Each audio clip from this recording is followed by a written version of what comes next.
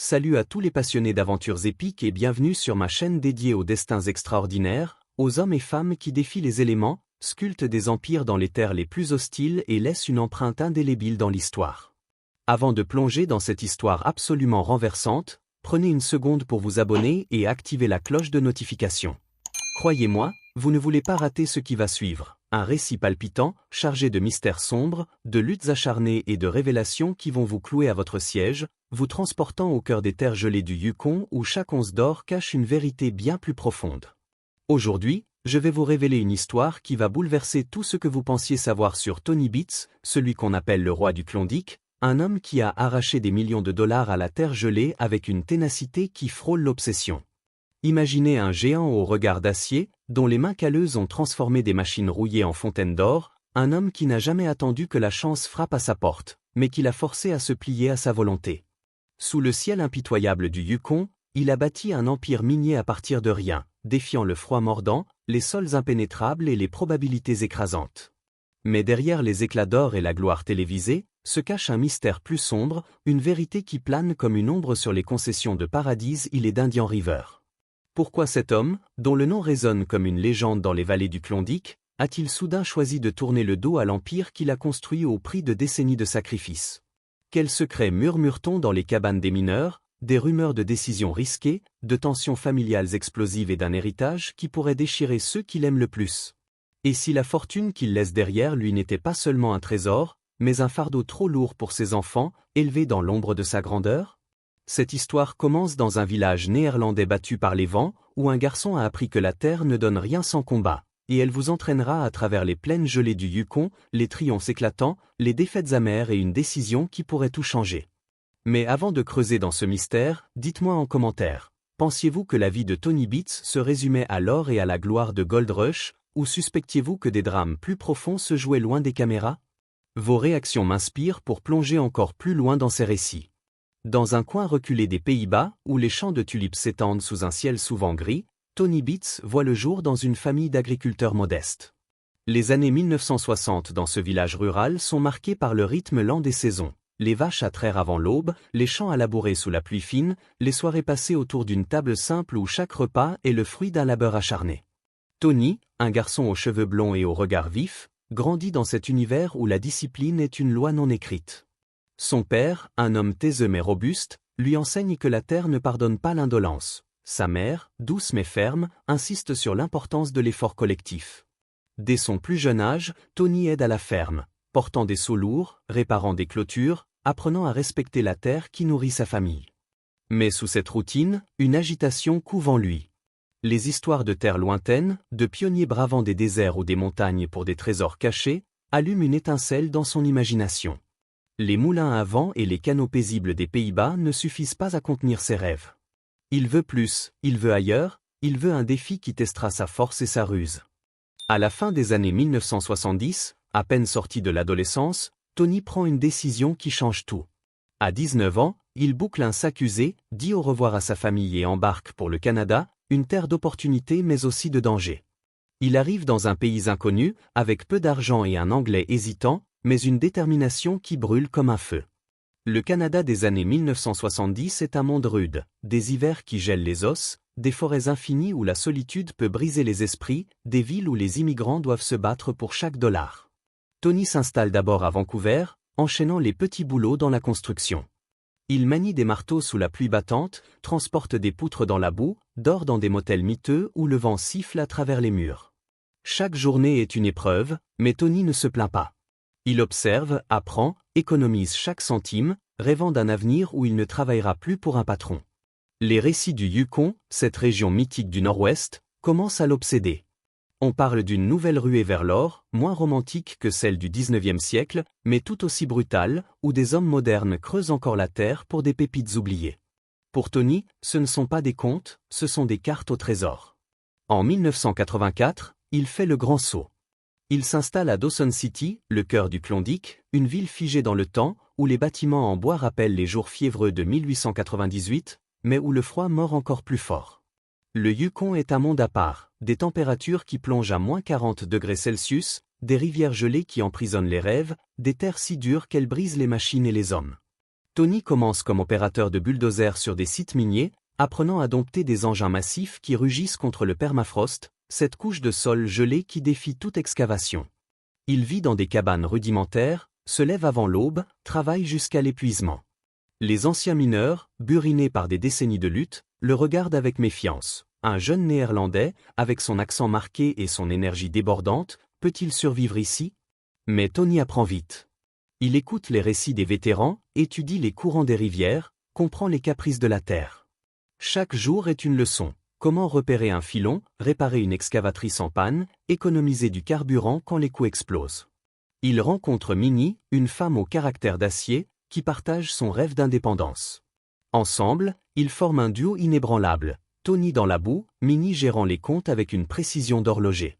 Leur vie est austère, mais leur vision est claire, ils ne veulent pas juste survivre, ils veulent conquérir. Le véritable tournant arrive en 1986, quand Tony mise tout sur une concession minière appelée Paradise Hill. C'est un pari insensé, il vide ses économies, emprunte à des prêteurs sceptiques, achète un lopin de terre que d'autres jugent épuisé. Les mineurs locaux secouent la tête, trop de risques, trop peu de promesses. Mais Tony voit ce que personne d'autre ne voit. Il passe des nuits à étudier les cartes géologiques, à creuser des échantillons, à calculer les probabilités. Les premiers mois sont brutaux, le permafrost résiste, les machines cassent, les dettes s'accumulent. Minnie, enceinte de leur premier enfant, Kevin, jongle entre les factures et l'incertitude, mais ne doute jamais de son mari.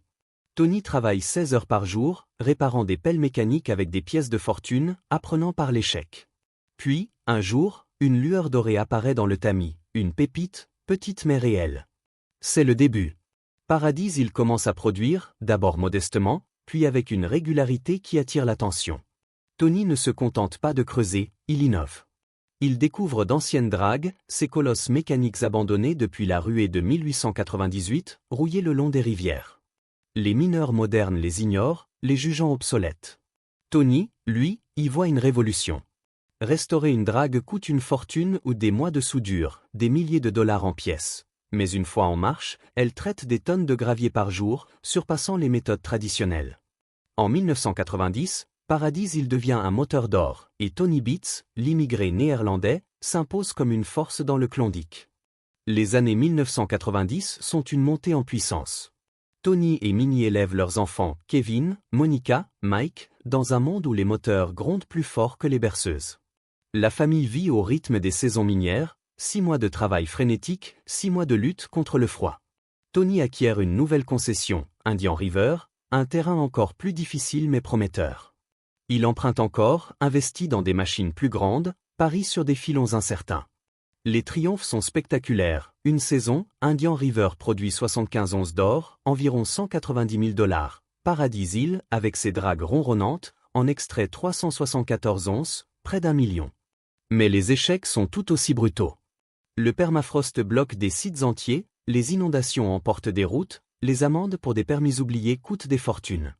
Tony, avec son tempérament volcanique, hurle contre les éléments, contre les machines, parfois contre ses propres ouvriers. Minnie, l'équilibre, rappelle que chaque dollar compte, que chaque erreur peut tout détruire. Les enfants grandissent dans cet univers. Kevin apprend à conduire un bulldozer à 12 ans, Monica répare des pompes avant de savoir conduire une voiture, Mike observe en silence, absorbant les leçons de son père. L'or coule, mais le coût humain est lourd. Des nuits blanches, des disputes familiales, des moments où Tony, épuisé, se demande si le jeu en vaut la chandelle. En 2008, une opportunité inattendue frappe à la porte. Les producteurs de Discovery Channel, cherchant des mineurs pour une nouvelle émission de télé-réalité, découvrent Tony. Son accent hollandais, ses jurons colorés, son charisme brut en font une star naturelle. Quand Gold Rush est lancé en 2010, Tony Beets devient le roi du Klondike pour des millions de téléspectateurs. L'émission transforme l'exploitation minière en drame. Chaque panne de machine est une crise, chaque nettoyage d'or une célébration, chaque dispute un moment d'émotion. Tony s'épanouit sous les projecteurs, utilisant la visibilité pour attirer des investisseurs, acheter de nouvelles concessions, moderniser ses dragues. Mais la célébrité change tout pour la famille. Minnie, qui préférait l'ombre, devient un personnage public, gérant les comptes sous l'œil des caméras. Kevin, désormais jeune adulte, assume des responsabilités croissantes, mais chaque décision est scrutée par des millions. Monica, farouchement indépendante, veut prouver qu'elle peut rivaliser dans un monde d'hommes, mais se heurte à l'autorité paternelle. Mike, discret, travaille dans l'ombre, mais ressent la pression silencieuse d'un nom devenu légendaire. L'or devient plus qu'un métal, c'est un symbole de leur unité, mais aussi de leur fracture. Les années Gold Rush sont une montagne russe. Une saison, Tony extrait 2 millions de dollars d'or, célébrant avec des cris qui résonnent dans le Yukon. La suivante, une usine de lavage s'effondre, coûtant des centaines de milliers en réparation. Les caméras capturent tout, les explosions de colère de Tony, les larmes de frustration de Minnie, les efforts de Kevin pour prouver sa valeur, les ambitions de Monica qui provoquent des étincelles. Les spectateurs adorent le drame, mais pour les Beats, c'est la vraie vie. Les tensions familiales s'intensifient. Kevin veut moderniser les opérations, mais Tony s'accroche à ses méthodes éprouvées. Monica propose des technologies vertes pour répondre aux nouvelles régulations, mais se heurte à l'intransigeance de son père. Mike, fidèle, supporte le poids des attentes sans jamais se plaindre. Minnie, au centre, tente de préserver l'unité, mais même elle sent les fissures. Une amende de 150 000 $ pour une drague mal autorisée devient un rappel brutal. L'Empire repose sur des fondations fragiles. Chaque once d'or est une victoire, mais chaque revers menace de tout emporter. Au début des années 2020, un murmure commence à circuler dans le Klondike. Tony Beats, le roi invincible, parle de se retirer. Après 4 décennies à défier le Yukon, son corps porte les marques du temps, des articulations usées par le froid, des cicatrices de machines capricieuses, un dos qui proteste après des années de levage. Lors d'une saison de Gold Rush, il laisse échapper une phrase qui secoue les fans, « Je ne peux plus faire ça éternellement ». Pour les spectateurs, c'est un choc. Pour la famille, c'est un séisme. Kevin, l'aîné, sent le poids du leadership s'abattre sur lui. Il a prouvé qu'il peut gérer des sites, mais diriger un empire sans la présence tonitruante de Tony semble insurmontable. Monica, animée par une ambition brûlante, voit une chance d'imposer sa vision aux des méthodes plus durables, des investissements dans la technologie, mais craint que les traditions paternelles ne freinent son élan. Mike, le roc silencieux, redoute de sortir de l'ombre, où il a toujours trouvé refuge. Minnie, les larmes aux yeux dans les moments hors caméra, c'est que ce n'est pas seulement l'entreprise qui change, c'est leur identité familiale. Tony, en se retirant, ne laisse pas seulement des concessions et des dragues, il transmet un fardeau émotionnel, un héritage doré mais écrasant. Le mystère s'épaissit, pourquoi maintenant? Des rumeurs circulent dans le Klondike. Certains parlent d'une santé déclinante, d'autres de tensions familiales qui auraient atteint un point de rupture. Une saison, un incident éclate. Kevin et Tony s'affrontent violemment sur la stratégie d'un nouveau filon, les caméras capturant des mots durs qui laissent un silence pesant. Monica, frustrée par les lenteurs bureaucratiques, menace de partir pour lancer sa propre opération.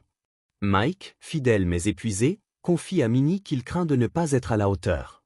Ces moments, souvent édités pour le drame télévisuel, cachent une vérité plus profonde. L'Empire Beats, bâti sur la sueur et la volonté, repose sur des liens humains fragiles.